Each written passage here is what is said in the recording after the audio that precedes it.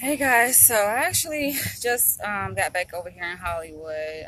As you guys may or may not know, I'm approaching my third year of a PhD program in clinical psychology, and I'm finishing up my first practicum placement as part of this program. Within the program, they require that we do three clinical placements, and right now I work with a group of adults with intellectual disabilities and mental illness. A lot of them have developmental disabilities, cognitive disabilities, and they each, come with their own flavor of issues, right?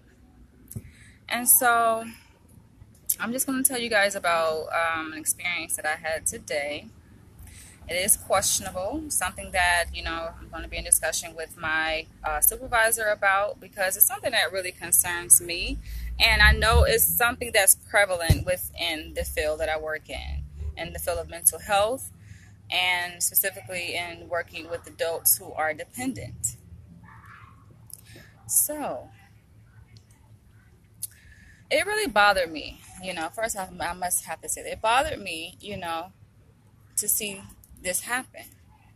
And I always try to think about things from an objective standpoint of view, you know, not to be biased, so to speak, or subjective, but sometimes it helps to put your own experience in a situation to be able to understand what's going on.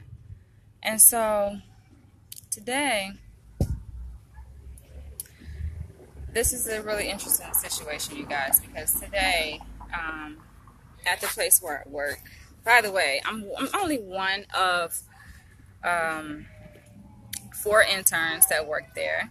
I find it quite interesting. It's like how they look at interns, if we don't know anything, or we're incompetent and this, that, and the other, right? And there are five staff members that work there, basically, who work with the clients directly. So they're more like caretakers of the clients. And the interns are more like therapists, right? We all have a duty and obligation to protect the best interests of the client. What's in the best interest of our clients?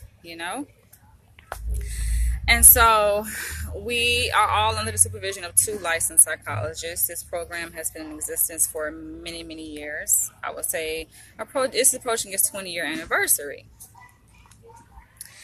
So, when I come in last year, it's like the program is already set up. I'm not the one to try to come in and try to change the way someone does things and change their approach. Hold on, I want to go to the area that's a little bit more quiet. Now, I'm at this park. I'm at this park. It's all kind of balls bouncing and people walking around. Let me sit here. Maybe this is better.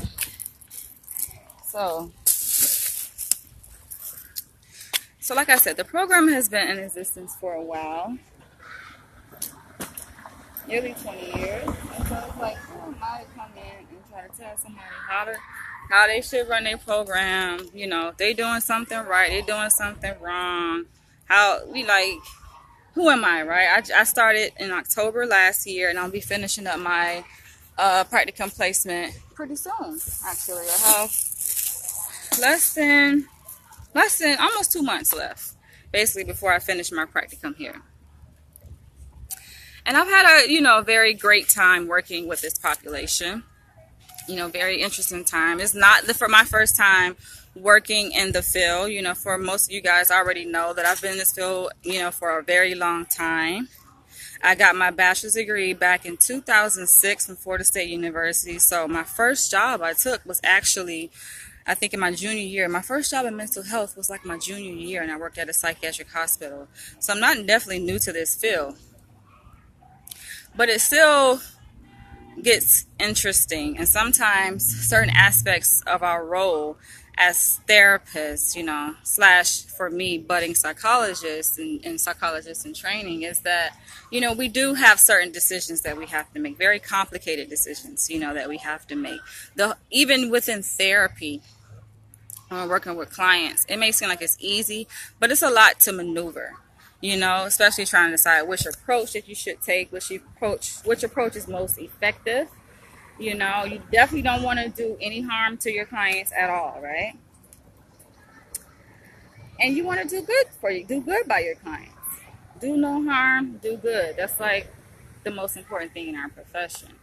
And so I think for me, it comes naturally, you know, considering the kind of household I grew up in. Like, I've shared this with you guys that, you know, of course, I've experienced physical abuse as a child, so I'm very sensitive to a lot of stuff, you know, especially when it comes to how people treat me, and not only me, but how they treat other people. I am super sensitive to that kinds of stuff, right? And it's not like this issue hasn't been brought up before in supervision with my supervisors. Like I said, I'm under the supervision of 2 licensed psychologists. There are 4 interns. When I say interns, I mean we are all PhD students. You know, we are all doctoral students in psychology, training to become clinical psychologists. You know, and the staff, not to undermine the staff and their contribution in the work that they do, but they're not trained to become psychologists, you know. So even my supervisor, one of them anyway, he tells us, he's like, you know, you're not staff. You know, he expects us to have a more mature, more sophisticated, more intellectual approach when working with the clients. Basically, to take our own approach in working with the clients, you know, that we aren't necessarily up under their rule. We're not under their supervision. You know, we don't have to report to them. Yes, we are all a team. And that's, I think, where it gets complicated, because you have staff who have one approach, and then you have therapists, as we are, who take a different approach to working with the clients. And so he tells us, at least one of the psychologists anyway, because we have 2 there, tells us, you know, take your own approach. You know, basically saying, if staff say this, if you disagree, then, you know, communicate that and implement your approach. Don't be afraid to implement your approach. So I've been practicing that, you know, taking his advice and putting that into practice. And so today, first I have to tell you guys, you know, within our program, the program that I work for, you know, is a treatment program, and the clients come there during the day. It's outpatient, you know, it's not residential. So the clients come there during the day and they go home, you know, after, at the end of the treatment day, which is, you know, in the afternoon. And I'm talking slow because I'm thinking, you know, I'm thinking about what happened, and it obviously is still affecting me. It bothers me. And so within our program, you know, it basically the way they have it set up, you know, like I said, this program has been around for many, many years. You know, I'm just a new person in the program. I'm just a new person, a new egg in the program, right? It's been around for many years. So it's like they already have their system set up. And basically how the system is, it kind of operates from more of a behavioral approach. That's the kind of approach you take with the clients. It's more, I mean, one of my supervisors, he says that he operates from a cognitive behavior approach, which is CBT. But basically the underpinnings of that, and you can tell, I mean, you can definitely tell behaviorism when you see it. Right? Because it's the approach that a lot of parents take, you know, in working with their children and trying to shape behaviors in children. It's the behavioral approach, and it was founded by the School of Behaviorism was founded by John B. Watson. He was a behaviorist. So for you guys who aren't aware, most of y'all should know, because most of y'all parents use behaviorism, right? And trying to shape and discipline your children and get them to do what you want them to do. Personally, I don't like the approach because I feel like it's just too manipulative. It's too controlling. You know, it's like it takes away from the rights of adults. And not only that, but behaviorism, if you do some research on behaviorism, but basically the roots of behaviorism, they say it was used to manipulate behavior in animals. It's used to train animals.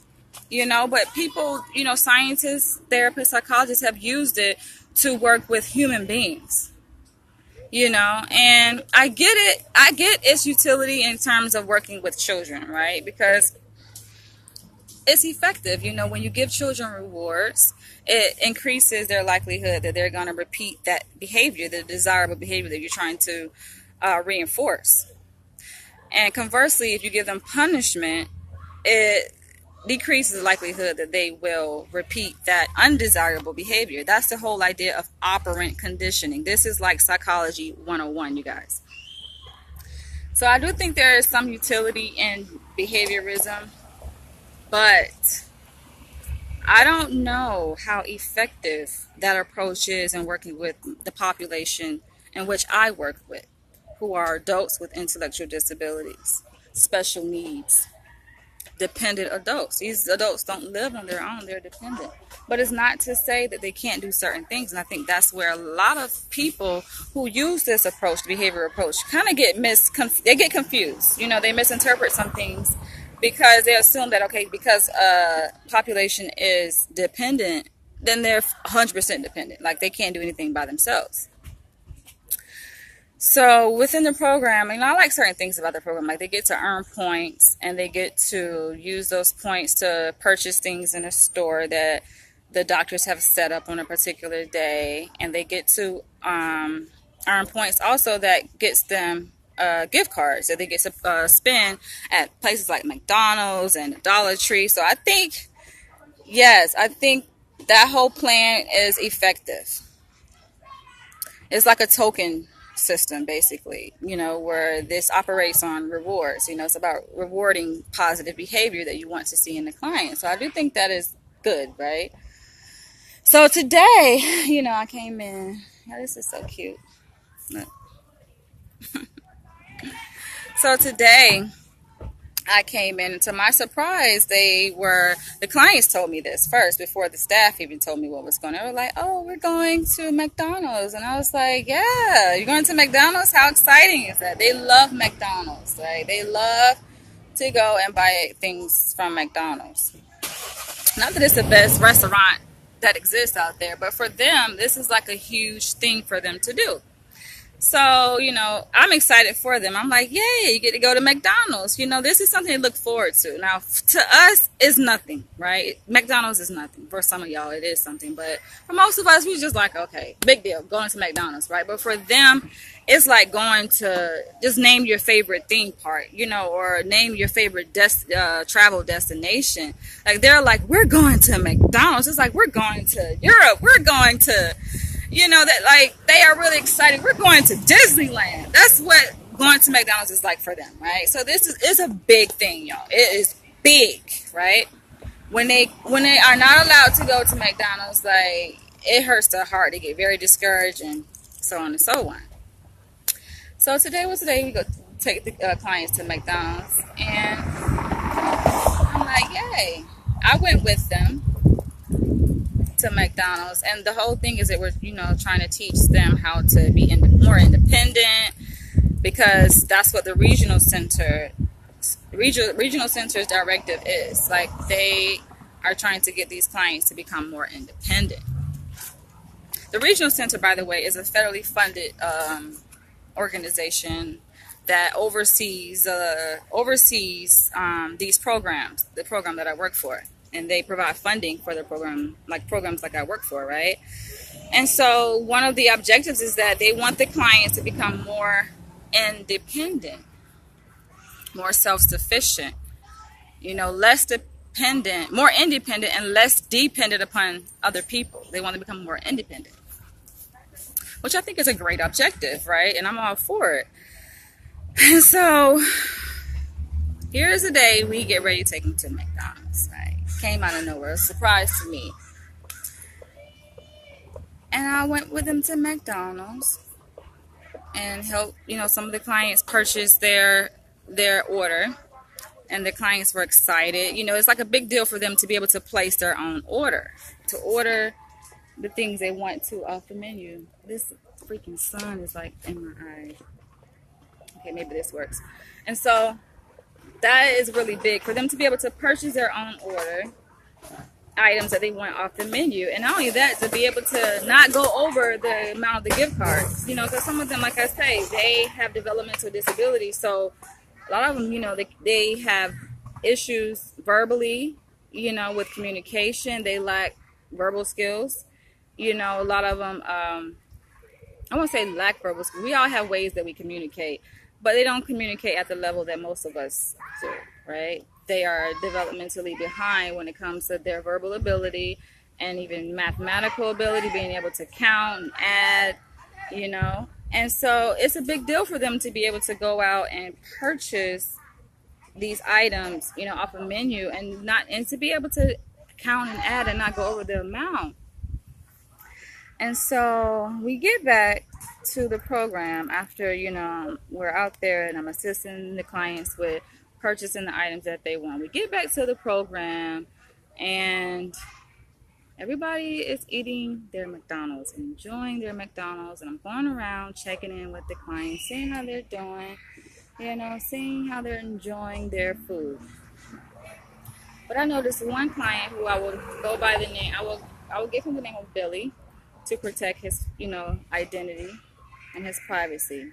There was one client who I call Billy in this video. He didn't have any McDonald's. And so I went to the staff and I say, what's going on with Billy? Why don't he have his McDonald's?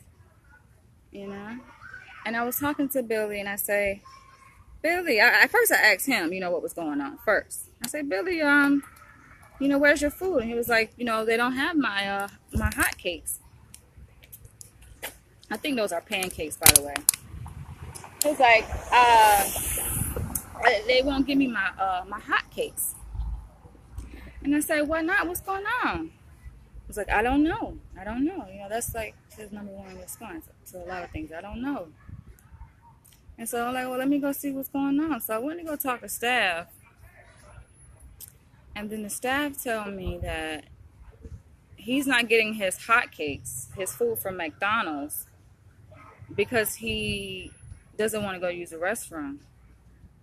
So I went back to Billy and I say, the reason why they say that you're not getting your McDonald's is because you're not going to the restroom. You refuse to go to the restroom. And I asked him, I said, well, do you have to use the restroom? He said, no.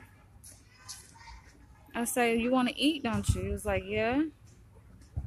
And so I'm talking to the staff, and they shaking their head at me like, don't feed into his mess. That's like their approach. Their approach is like, oh, you're babying a client. Don't baby them. That's just going to make them more dependent and more disabled, so to speak. And I say, no, but I'm concerned. I get what you're saying. You're not supposed to baby clients in that respect, but you should attend to them if something is wrong. You don't neglect them, you don't ignore them to assume that, okay, that's just going to extinguish the behavior. If you ignore the behavior, I think that's the thing that is the thing that I think is wrong with the behavior approach. That a lot of behaviorists, right, they assume that if you ignore the undesired behavior, that it's going to just magically go away, right? But if you attend to the behavior, then they're going to reinforce it. It's going to increase the frequency of that behavior because you're attending to it. Because the underlying assumption is that the reason why they're doing the behavior is because they want attention. And I'm thinking, no, everything is like in behaviorism, they see it black and white. So it's like, okay, if you do this, you're going to increase behavior. If you don't do that, you're going to decrease the behavior, and they think everything is all about attention, which everything is not all about attention, you guys. But unfortunately, within the behavioral approach, a lot of them see it that way. So they're thinking that, okay, he's just doing this for attention, and just because they assume that all the clients do things for attention. I'm like, no. And if they are doing it for attention, maybe they need the attention. They think that they're just doing it because they want attention, and they don't really, they basically, their presumption is that they don't need the attention. And I get it. No, you don't want to attend to, I guess, unwanted behaviors because you think it's going to reinforce the behavior and keep them basically acting out. you have parents that's like that. They're like, oh, don't pay that child no mind. They, like a child can fall on the floor and have a temper tantrum. And you'll see some parents say, oh, don't pay that child no mind because that's just all they want anyway. They just want attention. It's just like, no, duh. Hello. How about you see what it is that they want attention? You know, what is the underlying theme besides attention? It has to be something else, a bigger issue, right? And so, you know, my thing is like, no, give them the attention. It's like, otherwise, why the hell am I here? Why the fuck am I training here? If every time I get ready to intervene, it's just like, don't do that. Don't, you know, that's like the whole approach that they take with working with the clients. And even with working with us in the program, like we are basically, obviously, a multidisciplinary team because all of us see things from the same perspective. But I'm like, it has to be a better way to go about this situation. We all have to be, I think, beyond one accord. Yes, there's one thing that you have a multidisciplinary team, which you, because I worked on those kinds of teams before, where you have, you know, you have your psychologist, you have your nurse, you have your therapist, you have your case manager, but all of them are working within the same approach. That's multidisciplinary. Basically, what this is like a multi-approach. I don't know what you want to call this, but basically, it's like we don't see eye to eye. The staff, I think, are on all one accord because they've been working there for a long time. And they just kind of, I don't know, based on maybe how they were trained by one of the doctors, because he says he's very behavioral in his nature and how he approaches things, right? So I'm like, okay, but I just feel like that's not right, you know, because every time it's like the interns get ready to intervene with the clients, is the staff jump in the way and be like, oh, no, you know, just stop that. Don't give him no attention. Don't do that. You know, you're babying him or whatever, right? But for me, I'm like, I feel like it's unfair, you know. Now, granted, the whole McDonald's thing is a reward, so it's something that they earn, right? But I still don't think it's the right approach, because here we have a client who is saying he doesn't have to use the restroom, and they're withholding his food. I don't see it as a reward. And even, I mean, I've taken numerous abuse reporting classes, even the one that is taught by one of my supervisors where I work at. You know, he actually created an abuse class that we take. He created it as a CEU because he teaches CEUs. He offers CEUs, basically. CEUs basically are continuing education units for practitioners who are already licensed, who are already certified. And he teaches those. And abuse reporting is only one of those types of classes that you can get CEUs for. And so even within our training, you know, he has the staff take this abuse class. And then even the abuse class is like food. One of the examples of abuse is that sometimes caretakers will try to use food as a reinforcer or even a punishment to take it away. Because when you withdraw a desirable thing, a stimulus, then basically that's offering punishment to that person. If it's something that they desire and you take it away, that's punishment. That's just like a game system. For example, parents have, you know, they buy their kids these game systems, and when a kid is misbehaving, they take the game system away. But that's a game. I don't believe you should be doing that with food. But he's looking at, he rationalizes. I told him, I went to the staff and I say, Nick, I'm going to call him Nick. I say, Nick, is that right? You know, he was like, well, actually, you know, that is something that they earn. You know, it's basically a reward, and we don't have to give it to him if we don't want to. And I'm like, it shouldn't be about what y'all want to do. And it's like, we don't have to give it to him if he's not doing what he's supposed to do. I'm like, what is he supposed to do? And it was like, oh, well, he knows he's supposed to use the restroom. And I'm like, says who? Like, I feel some kind of way if somebody tried to tell me that I need to go use the restroom. Like, I'm an adult. You don't have to tell an adult to go use the restroom. You know, that's something that they should know, you know, to use the restroom. And I'm looking at what I call him, Bobby or Billy, the name that I gave the client because I don't want to protect his identity. But I'm telling Billy, I'm like, this is ridiculous, you know? I'm wondering, I'm looking at him and I'm like, he don't look like, first of all, he doesn't wear diapers, because some of the clients do wear diapers. Not all of them, but there is a select handful of them that do wear diapers, and they have to be changed by staff.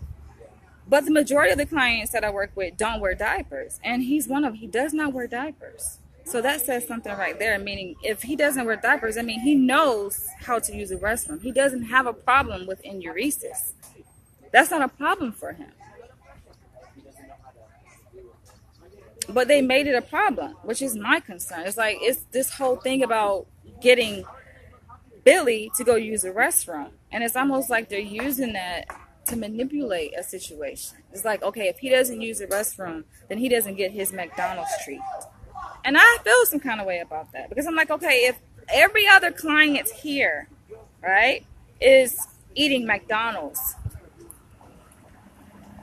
including the ones who wear diapers and the ones who don't wear diapers, why do we have one client who's not eating McDonald's?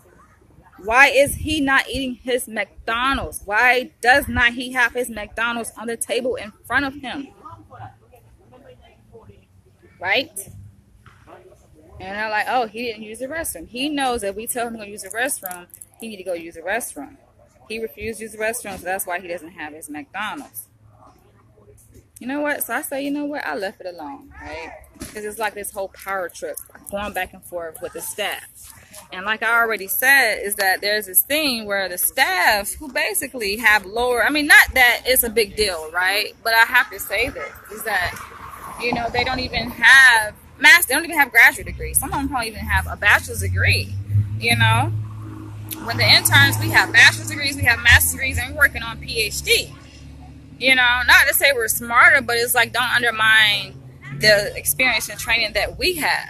Don't undermine our knowledge. Don't undermine our contribution. It's like when we come to them and say, okay, we suggest this, or we question something that they're doing, their approach, they're like, oh, no. They just basically give their rationale, trying to rationalize why they made a certain decision with the client and why they're choosing to execute a certain approach with the client. And it's just like, okay, they have the final say. And I'm like, okay, you know what? As for me, this is how I see it. And it's not just me, but other interns who work there. We're like, you know what? Let the staff have it, because that's what, after we gone, they always say this anyway, like, after y'all interns gone, then, the staff, the clients got to deal with us. And then one of the staff people went to the point to say that, oh, well, y'all just coming in here, y'all messing up our system, Like one of the staff, and she's the lead staff, she's like, I had them clients in check. I had them well trained. And then you have the interns, y'all interns coming here and y'all mess up my whole system that I got going on. Then you leave, and then I gotta put, basically saying that she gotta put in the effort, the extra work to try to get them back trained, I guess. I don't know. Like, what does that mean? Get them back in line or in control. And it's amazing, because when I started at this site back in October, like, I started, and I did, like, when I went there, right, and I walked onto the unit, I'm looking at the clients, I'm like, I don't see nothing wrong with any of them. I see, yes, that all of them, have their own unique personalities. They're different ages, They're all adults, but they're just different ages. And, some of them are in their 20s. Some of them are in their 30s, 40s, 50s. So I'm thinking, like, okay, some of the stuff I see, basically, that they are exhibiting is only consistent with, their age. Something that you would see typical in a 30-year-old or a 40-year-old, I didn't see any clinical behavior, so to speak. And then, it took some time as I was working there, and then some things started to come out. So I guess I was going through the honeymoon phase, right?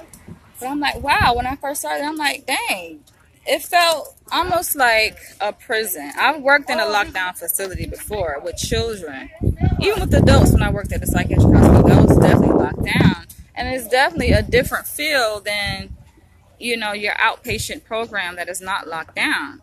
Granted, I work for an outpatient program now. It's not a lockdown facility, but it felt like that. Oh, I feel like I gotta sneeze. It felt like a lockdown facility when I first started working there. And it felt like that because of the strict behavioral approach. It's almost as if the clients can't do anything. And if they want to do something, it's like they have to get permission to do anything and everything.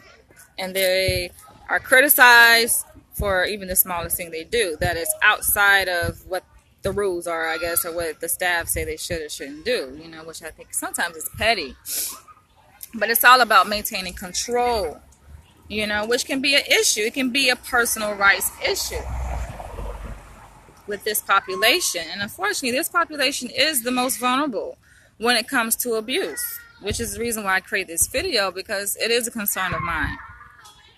And it's something that I brought up to my supervisors before, and I'm going to bring it up again because it is a concern.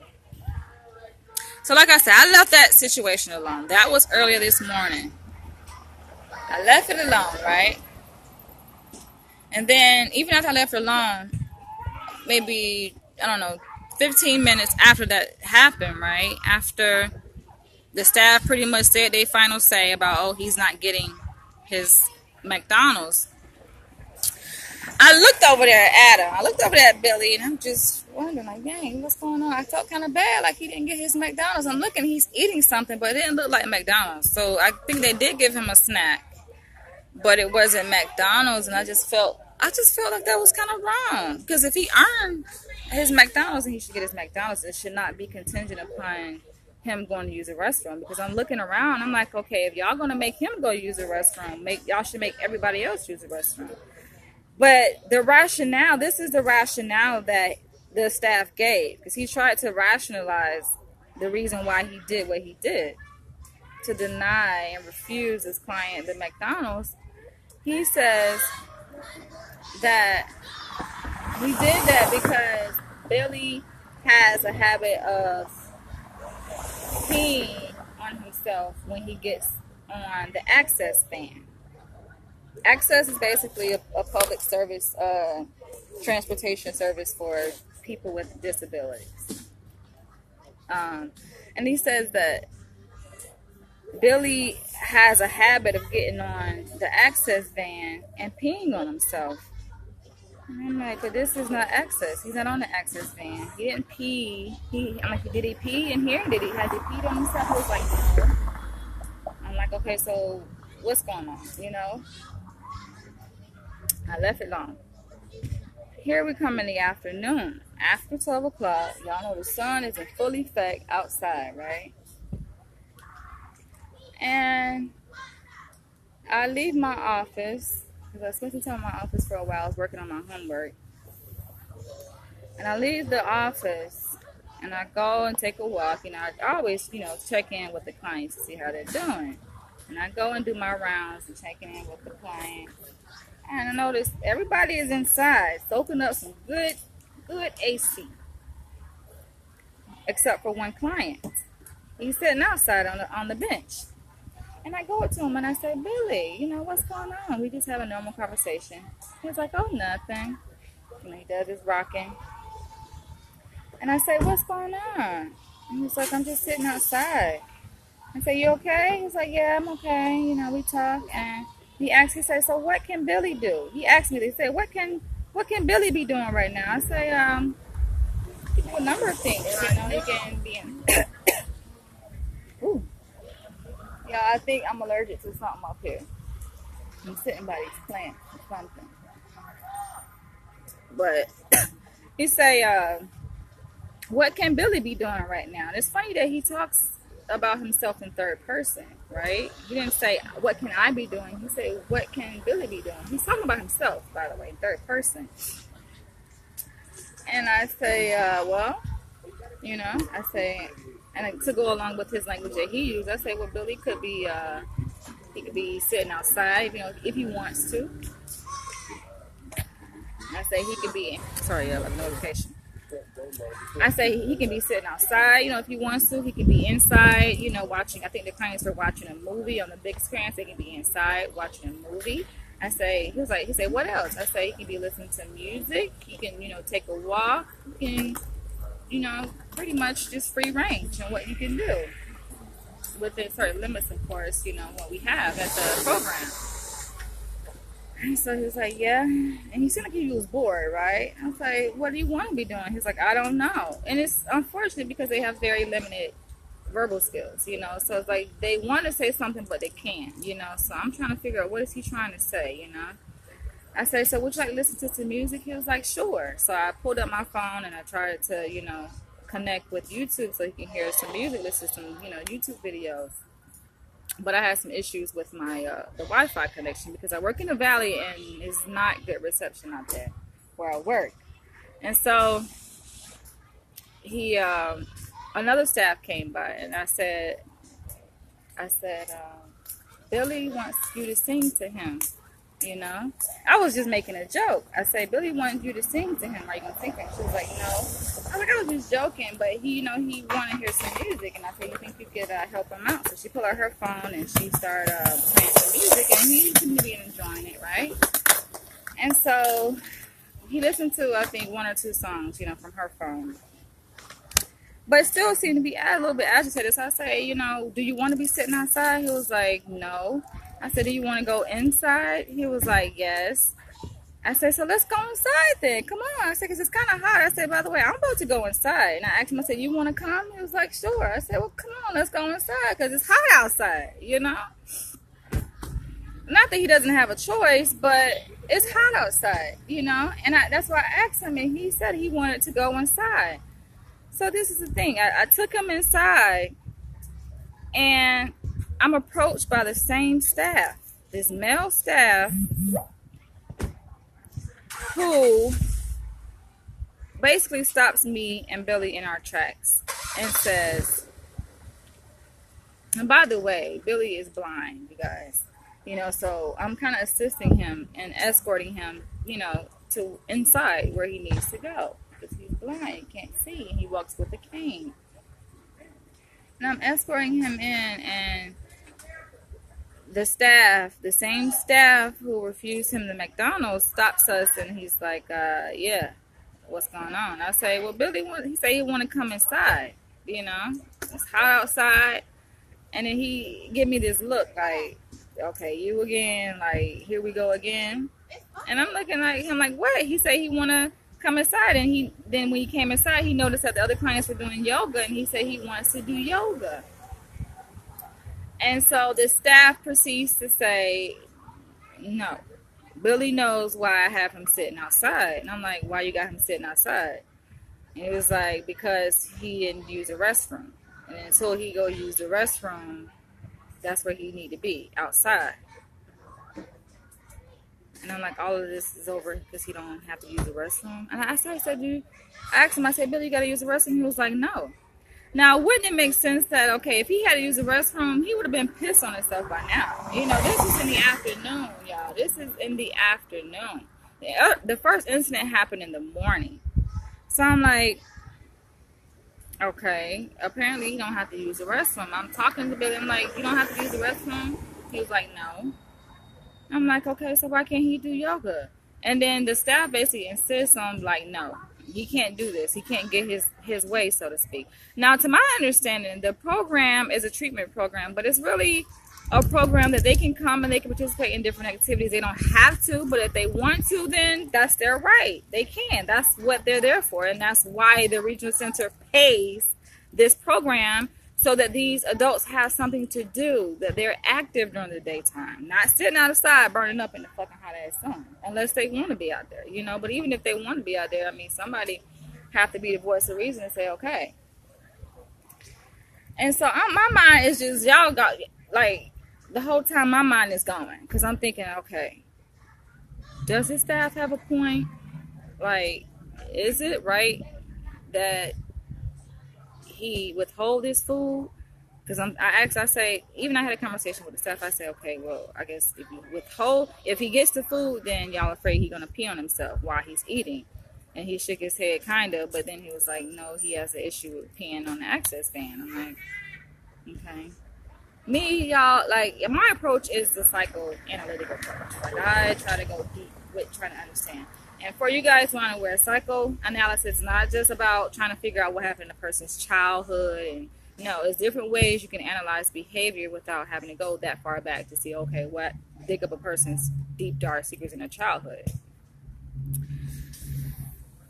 Really, psychoanalysis is about really doing some critical analysis, really doing some critical thinking, analyzing a situation on many different levels to figure out and understand behavior. You know, you have to go deep and understand. It's the different ways to look at it. It's like trying to solve a jigsaw puzzle, or or a really complicated problem. It's not as simple and cut and dry as, oh, he pees on access, so this is what we're gonna do here to shape that behavior so he doesn't pee on access van. It's just like, obviously what y'all doing, the approach is not working. And I mean, come on, it don't take a rocket scientist to know that if your approach doesn't work, try something different. Because in their mind, they're thinking, okay, well, we're going to show him. He going on access van peeing after he leave here on access van, so we're going to show him by denying him certain things in the program, or even punishing him and telling him, he got to go sit outside. He can't be with the group. And I feel like it's unfair. Not just because he's blind. I think being blind can add a whole other layer to it, but it's just unfortunate. And I can't even mention his race, because I don't want to share too much about his identity, but it's just a whole nother layer, you guys. Whole nother layer. Double layers, And so I took him after, the staff, right, say, oh, he can't join the group. He was like, no, he got to go back outside, because basically his rationale was like, no, if staff tell him to do something, then you shouldn't come in and try to override what staff already told him. Like, oh, he already knows that staff told him he can't be in here, because he didn't do what staff said do. It's all about do what I say. If you don't do what I say, then this is a consequence. And I'm like, what kind of fucking treatment program is this? First of all, these clients are not here because they committed a crime, but they're being treated as such. I feel like, okay, maybe you might use that approach, I don't know, if it's really even effective in using it in prisons or even jails, for a person who committed a crime. You get what I'm saying? That seems like that would be more appropriate, but y'all treating clients like they committed crime. They ain't commit no crime. What is the crime they committed? A lot of them were born with disabilities. He was born blind. So why are you treating him like he deserves this kind of treatment? That's what bothers me. It's like, do what I say. If y'all don't do what I say, then you're not going to get this, or we're going to take this away from you. And they don't have to do that. He doesn't have to use the restroom on command. They're trying to get him to use the restroom on command, and it's so ineffective. And I've seen another situation where you try to do that, where even another intern, which obviously I guess she was experimenting, right? She was trying to experiment to see if it was going to work. So she tried to bribe him, and she's like, Billy, what can I give you to go use the restroom? Because she saw that the staff were trying to get him to use the restroom, and it wasn't working. They were trying to get him to use the restroom before he actually got on the access bus. And this was a different incident, a different day. And this was actually closer towards the time that it was for him to leave. And they were trying to get him to use the restroom before he got on access. And the staff was ineffective in doing it. And so the intern came in, and the interns basically tried to bribe him with, I don't know, candy or something she tried to give him. She was like, well, I'll give you this, if you go. And then he was like, no, thank you. No, thank you. He was like, no, he ain't going for it. And me, I tried, like I said, I'm willing to put in an extra effort to work harder. It feels like the issue that I see where I work, and it's just not where I work, but different places, like staff ain't trying to put in the work. They want to work less, so they make their job easy. Basically, they're trying to make their job easier. So, and it seems like it comes at the expense of the clients. Like, you're just doing stuff to the clients that it's not right. It's different ways you can do it, even if it means you got to put in more work. I'm willing to put in more work if it, I get it. You're trying to shape behavior. You're trying to get them to do certain things. The whole job is about working with people's behaviors, but Everything should not be from a pure behaviorist approach. It's not all about that all the time. And that's my biggest issue.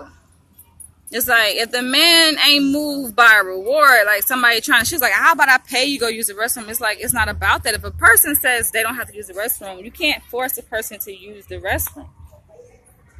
Like, that makes no sense. And he's an adult. That's like, what happened to us treating them as adults? That's the whole goal of the regional center. They're like, okay, yes, they're dependent adults, but they still have rights, and they are adults.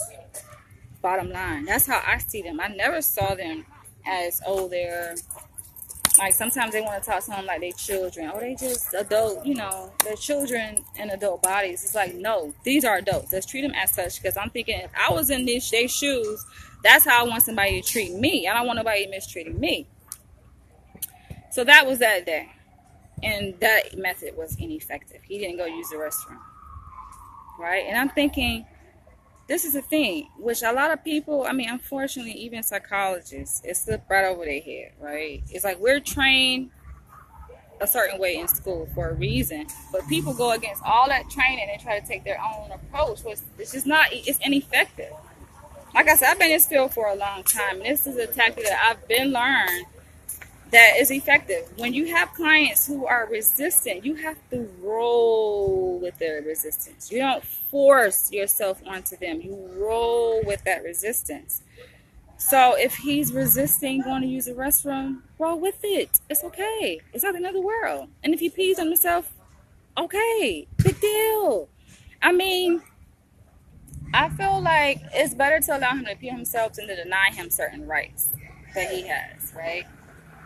And even the staff today mentioned that. He was like, oh, well, you brought him back inside. If he pees in here, then we're going to come make you clean it up. And I'm like, first of all, I laugh, because I say, first of all, honestly, I wouldn't mind, if it happened, because I feel like, even though it's not my role, to be honest, it's not my role to change no client diaper, to clean up their piss, or that, stuff. That's not my job. That's actually the role of the staff. And it's like, the staff don't want to do their jobs.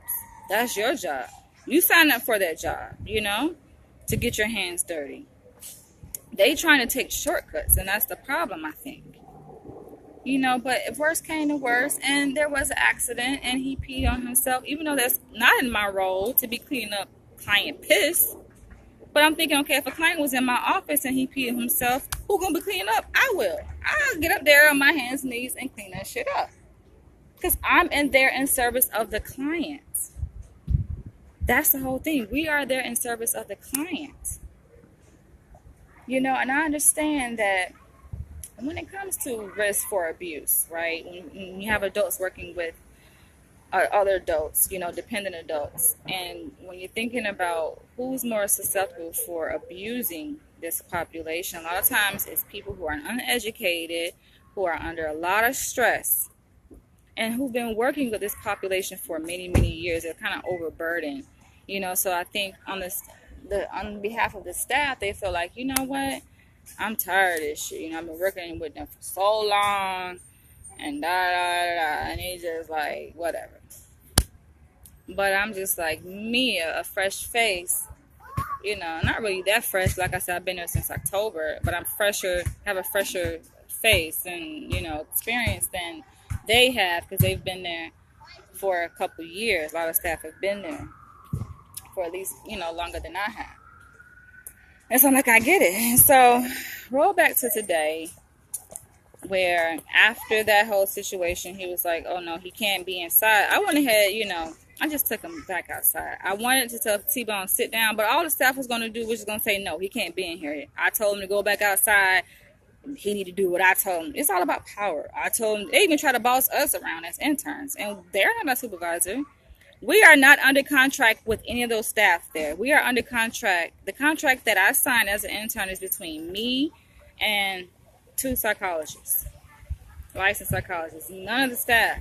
But the staff, because I guess they on payroll, it's like, it's all about control, right? They even try to boss us around. They got so used to bossing and calling the shots with the clients that they kind of take that approach with the interns. And then they wonder why, the interns don't mesh well with them. Or, one of the staff said, oh, the interns, think that they smarter than us, they know more than us. And it's just like, no.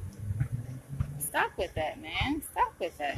We have to work together as a team. Okay, so that happened. I went ahead and just took them outside. Took them back outside, in the hot ass sun. And granted, this is closer towards the end of the day. So this scenario I'm talking about, same day now. These both scenarios happened the same day. The first one happened in the morning.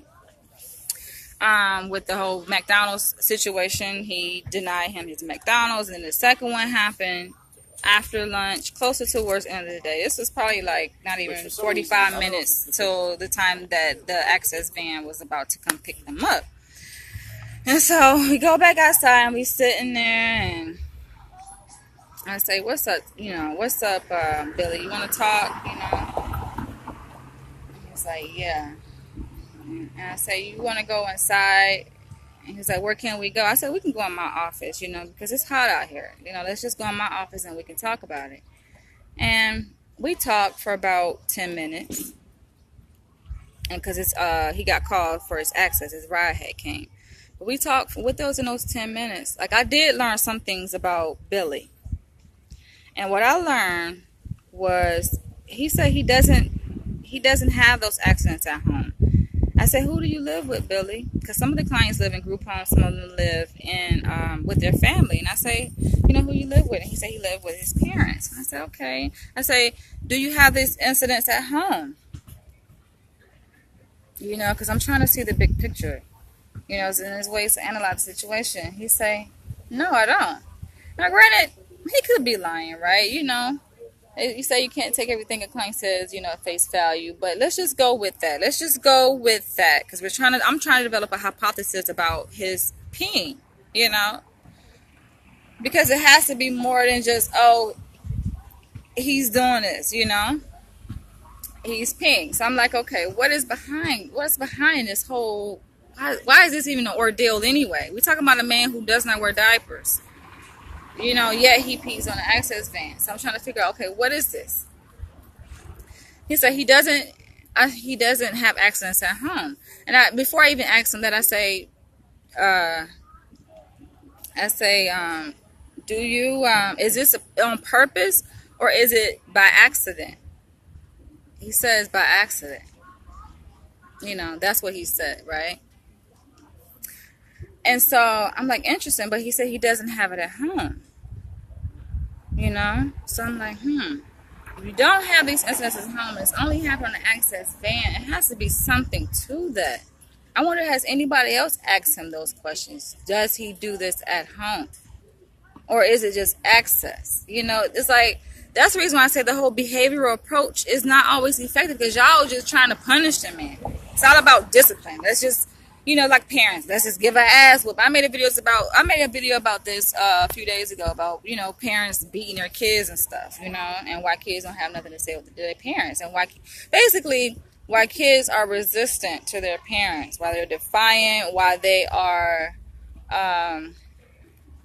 rebellious, essentially, right? And I'm like, I'm getting more pieces of the puzzle. He's giving me more pieces of the puzzle. He's saying it doesn't happen at home, only access. And I'm thinking, I'm like, you know what? I even said this to him. I say, maybe you feel like they're taking control from you, by making you go to the restroom when they want you to go. I say, but you're an adult and you know how to use the restroom by yourself, right? He's like, yeah. He's like, I do it at home. I say, so what's the issue here? He said, I don't know. He says, I don't know a lot. He said, I don't know. And I'm like, okay.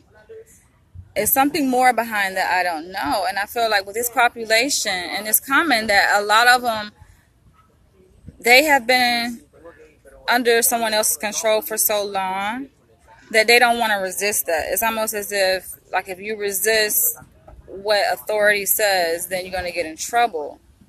And I asked him, I say, well, do you feel that it's unfair that they make you sit outside or that they don't give you your McDonald's? He said no. He said he don't think that's unfair. I was like, okay. So the client doesn't feel that he's being mistreated, you know? He just complies. And that's another issue with this population, is that there is a culture of compliance. They just do as they're told, no questions asked. If staff say to do this, they do it. They say don't do it, then for the most part they don't do it. Sometimes there is resistance, as in the case that we saw. But that's what I saw in him today. That he's just like, no, you don't have to, he doesn't have to go to the restroom, he don't have to go. And is that really resistance? In their eyes, because their goal is to get him to do what they tell him to do, it's perceived as resistance. But in my eyes, that's his personal right. That's his personal right to not go to the restroom. And I'm thinking, I always come up with different hypotheses. It's different ways you can conceptualize behavior and why a person does something.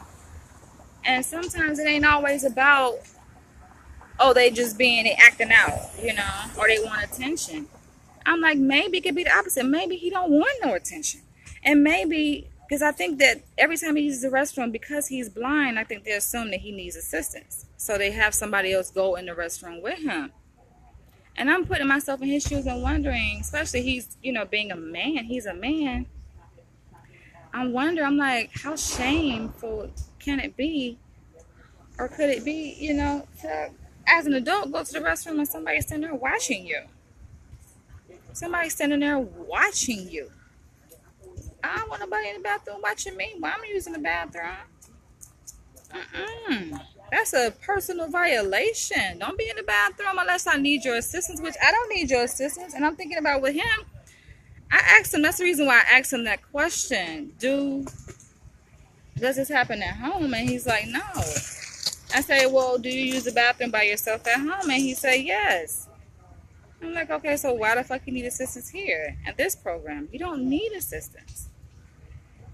But apparently they assume he does. And I think that's a whole other issue where within this population, with people with disabilities, it's like society creates another layer of disability, because you look at people with disabilities and you assume stuff and you put your own label on that person. You handicap that person. You take away their free will because you assume they can't do it by themselves when they are fully capable of doing it by themselves. And that's the whole goal of the regional center, is to issue these clients into a place where they can do more things by themselves.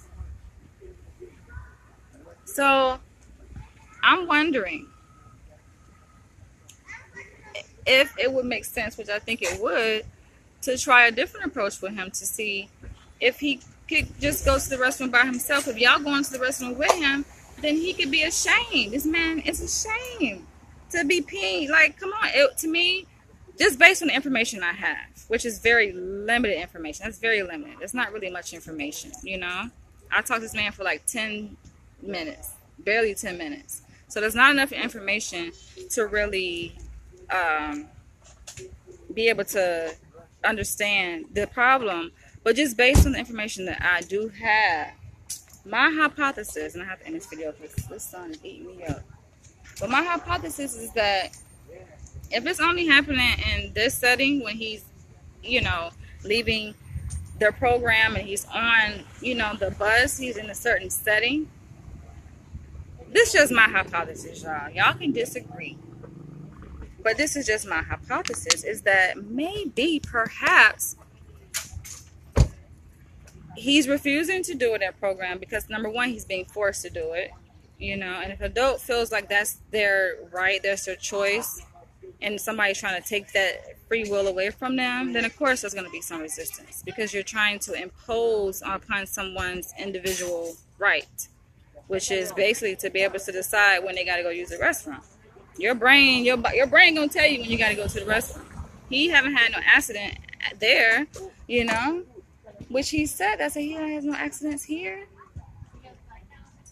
I haven't seen him have an accident. If he did, it's something else behind that. But he says no, it only happened on the access fan. And if he's not wanting to use the restroom at the program because people are standing over him, watching him use the restroom, that could be one thing. So he may hold it until he can, the best way he can. And then if push comes to shove, if he has to hold it all the way till the end of the day. He gets on the access van and he's fighting, trying to hold it, and boom, some leaks out. Then he's just like, fuck it. What the hell, it already leaked out, so let me go ahead and finish it. But if a person got to go to the bathroom, they got to go to the bathroom. And it's really when they have to go. I even shared with him, I say, a little bit of self-disclosure, just a little bit, is healthy, in the context of therapy, right? So I told him, I say, you know what, Billy? I say, we're here about the same amount of time. You're here for 6 hours. I'm here for about 6 hours, every single day, right? When I come into work. And I say, out of those 6 hours, the time that I'm here, I only use the restroom one time. And there'll be some days I can go the entire day without using the restroom. The entire day. And I'm amazed myself, like, dang, I went the whole entire day without using the restroom here at the program, where I work. But I just didn't have to go, But even today, and most days, I realize it's only one time that I have to go to the restroom. And they're like trying to tell him to go to the restroom almost every couple hours. Like he's a little kid. Just imagine. I'm like, who the fuck as an adult want to be told to go use the restroom every fucking few hours? And he doesn't wear a diaper. He does not wear a diaper. So I'm like, I only can imagine how he feels, He's like, fuck y'all, I ain't using the restroom. Y'all trying to tell me go? No, I'm not going. He even said to them, he's like, no thank you. He says like with ass, no thank you. No thank you. I'm like, shit, I don't blame him. They don't tell me when I gotta go to the restroom. And then this man come to the program without a diaper on, and apparently he got his shit under control, man. Don't assume just because he's blind that he can't do stuff, He can do it. He can probably use the restroom by himself. He said when he's at home, he uses it by himself. And he said at home he don't have accidents. Now, like I say, he could be a lie. But still, let's give the man the benefit of the doubt. So why are we forcing him? Why are they forcing him to use it at the program? Which leads me to my final point about this whole abuse reporting. Because I feel like some of the stuff that I witnessed today, it kind of tapers on the line of abuse. Some people may say, oh no, that's not abuse, because depending on how you rationalize it. Even with my coworker, he's like, oh, it's not like it's his food, it's just a treat. But it's a treat that he earned, and you're denying him that, which is, I still feel is unfair. And then the whole thing about telling him to go sit outside, and he can't join the group and do yoga and sit inside in the AC when they're watching a movie. Some are watching a movie, some are actually laying on the mats and doing their yoga. I'm like, come on. Why can't he be in here with the rest of the group? Why is he being isolated? Anytime you see a client being isolated, that's a problem. You can't single a client out just because they not doing what you want them to do. Have you ever asked yourself, well, it's the reason why they're refusing to do what you tell them to do? Because they have that personal right. They have that personal choice. Which makes me wonder, is like, who is training these staff people? Makes you wonder, are they being trained by the same doctors that the interns are being trained by? Like, who taught them this? Apparently, I'm assuming it has to be the lead doctor. There are two doctors there. They both own that program. But one kind of has more of an upper hand over the other. And I'm like, maybe it's the lead one that is telling them this stuff. Maybe it's the lead guy that is telling them, make sure you keep the clients in line and don't let them run over you. I get it, It's like they want to be in control, but it has to be. My thing is, it always has to be a better way. You don't want to have clients left out of the group, not earning their treats that they earn, not getting the treats that they earn. I'm about to go ahead and wrap this up. And you definitely want no clients sitting outside in the heat. I'm like, come on. Even if you felt that, okay, you shouldn't be with the group, which is still is unfair. You have no reason to say he shouldn't just because he don't use the restroom. I'm like, come on. The man did not pee, so why make a big deal about it? Why get into this whole power struggle with him? It's like nobody wants to be in a power struggle. Why are y'all making it a power struggle? You can't say the clients are making it a power struggle. Y'all are making this thing a power struggle. The staff are making it a power struggle. And I say y'all because it's not just where I work. This is like across the board. You see this in a lot of facilities. You know, you have people in so-called positions of power that they just abuse that power, man. You know, it becomes this thing about, oh, do what I say. Just because you think you have power over the client, which you don't. At the end of the day, you don't. Unfortunately, those clients, a lot of them don't even know their rights. So I'm sitting here talking to Billy saying, do you feel that it's unfair? And he's like, no, he didn't even know his own right. Because if he knew, if he was a person of cognitive ability, like, you know, most of us are in this higher functioning, we would know that we have a right to say we don't have to go to the restroom and still get our McDonald's. Say we don't have to go to the restroom and still be able to participate in program activities. It's just like, why are they doing this? You know? It makes me feel some kind of way. So like I say, I'm going to be in discussion with my supervisor about this, which brings me to another point on how within my program, I only see this in my program because in my master's program, you know, when I was working to get my master's degree in clinical mental health counseling, which I got in New York, and this is on the East Coast, you know, where I got my master's and my bachelor's on the East Coast.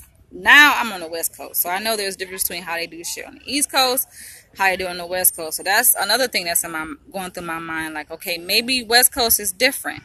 Maybe the rules are different when it comes to certain things and how they do stuff, right? What's acceptable, you know, treatment of clients and so forth and so forth. But I know, like, when I was on the East Coast, and definitely when I was working towards my master's degree in New York, you know, we registered for an internship class, basically. But the internship class that we registered for is an actual class. So not only do, you know, of course, we have a site that we work at and we get our hours and we see clients and we have a supervisor at our site, we have a class. It's an internship. It's an actual class. This is called internship that we register for.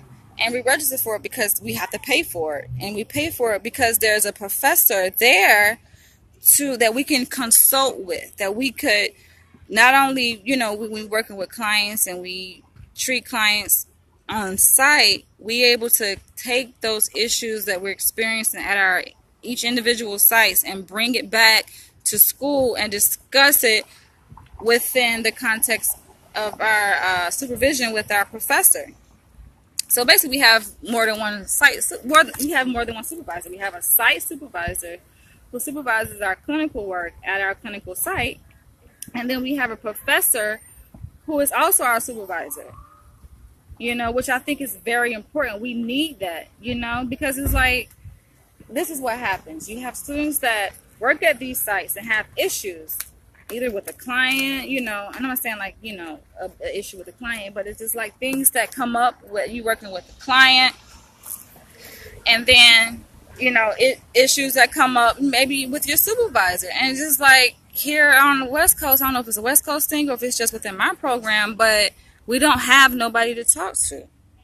You know, we registered for this class, and yes, somebody is getting paid, you know, because we registered for the practicum class, but the only role of our clinical director who is at the school is just to assist with the administrative part of it, you know, and getting us placed at sites, basically, you know, and the whole contract, you know, they oversee the contract. But in terms of like being able to have consultation, being able to have supervision, which is necessary to be able to talk about these issues, is like we don't have a class like that, you know, in my program. And like I said, I already talked this over with my supervisor before, you know, about how we have a different approach and how the staff have a different approach. And he's just like, okay, you know, don't be afraid to stand up and execute your approach, even if it's different than the staff. And I'm like, okay, I did that today. I did that today, and then obviously there was this conflict, where I see it from one perspective and they see it from a different perspective. And now we have this issue where it's kind of like I say, tapering on abuse.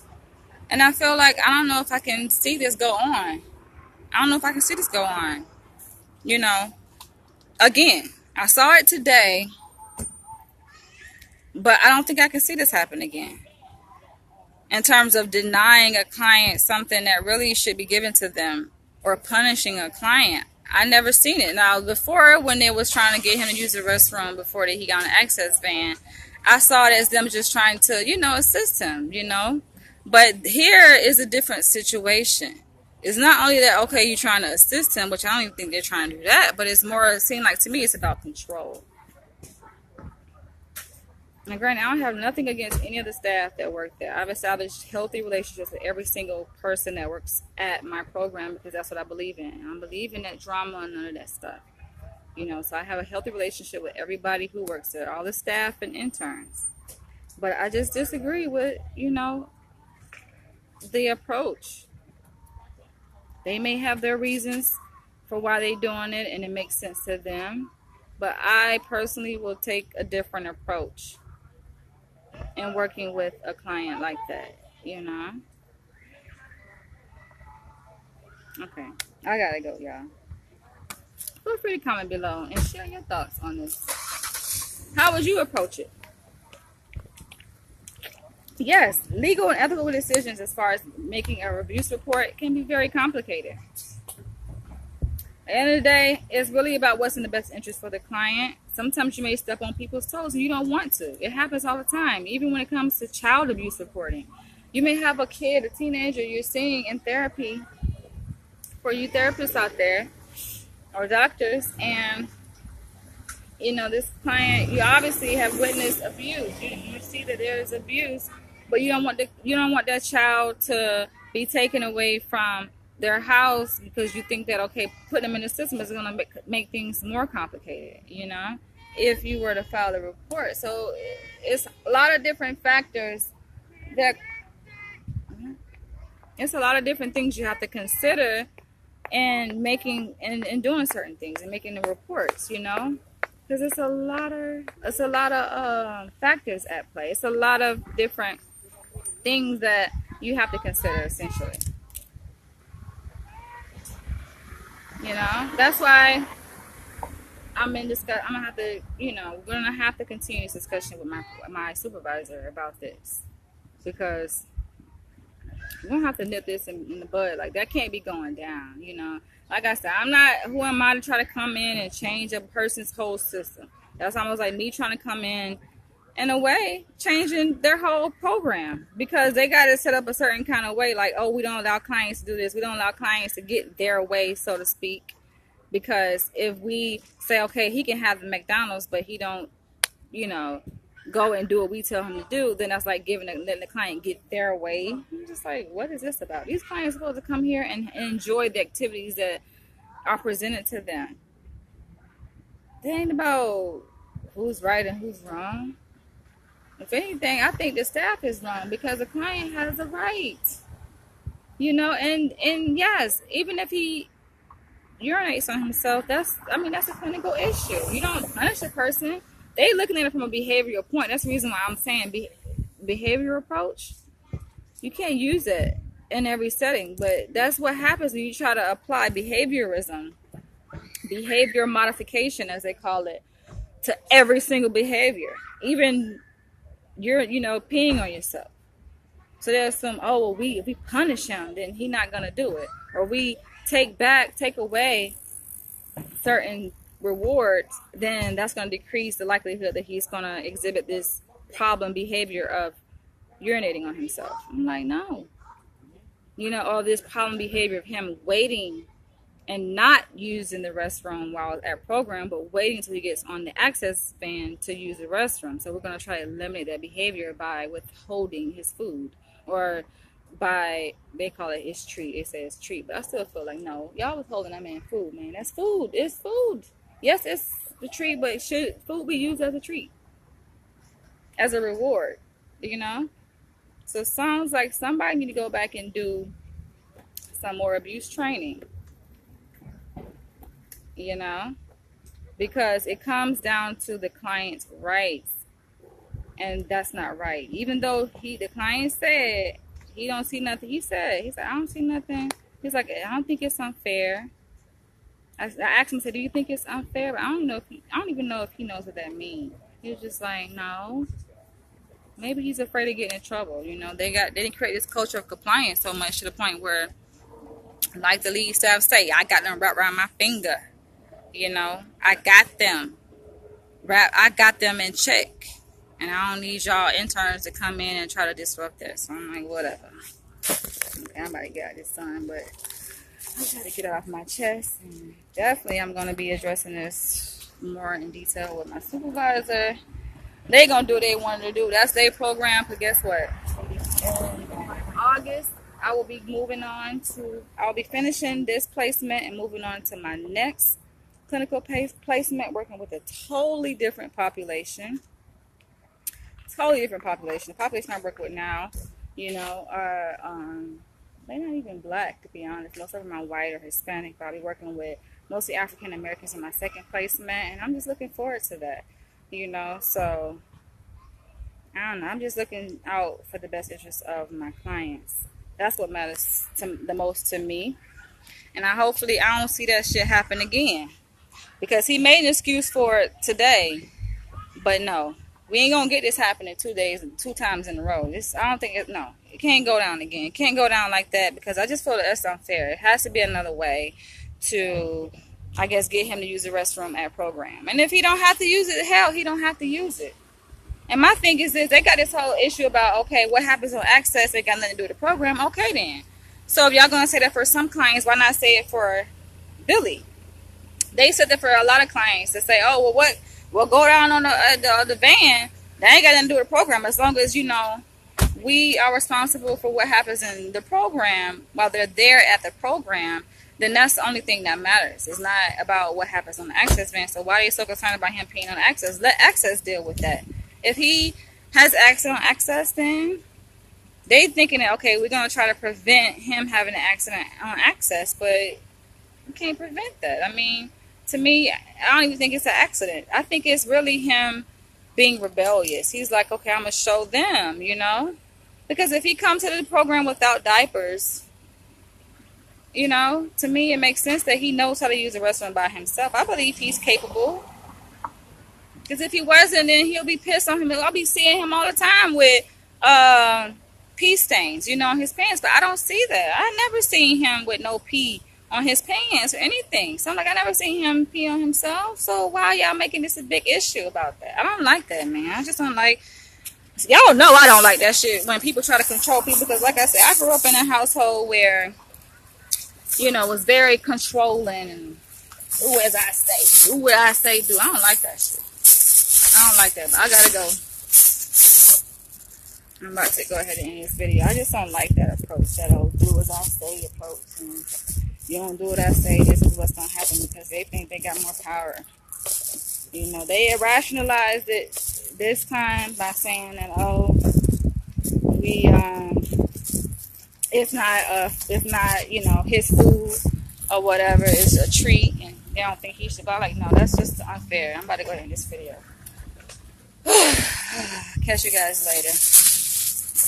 Yeah, find me something to eat. Skin is so pretty. Thank you. Alright. Catch you guys later, y'all. She said my skin was pretty. Aww. I'm just, like, it really has me, I don't know. Like I say, ethical decisions can be really hard. You know, the work that I do, people think that it's easy, but it's not, y'all. We have a lot of complicated decisions that we have to make. And it's unfortunate. It really is. Alright, bye.